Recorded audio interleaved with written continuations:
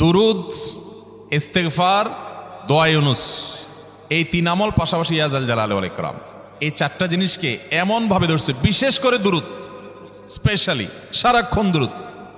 আল্লাহ রাব্বুল আলামিন এমনভাবে সহযোগিতা করেছেন, এমনভাবে উদ্ধার করেছেন যে কল্পনা করলে অবাক লাগে এখন যে এটা কিভাবে সম্ভব। ভাইরা আমার, এক সাহাবী নবী করিম সাল্লাল্লাহু আলাইহি ওয়াসাল্লামের কাছে এসে বলছি, ইয়া রাসূলুল্লাহ, আমি যে দোয়া করি এই দোয়ার মধ্যে আমি নিজের জন্য করব, আমার ছেলে মেয়ের জন্য করব, অনেক কিছু করব, এটা সেটা, রিজিক চাইবো, সুস্থতা চাইবো, অনেক কিছুই তো আল্লাহর কাছে চাইবো।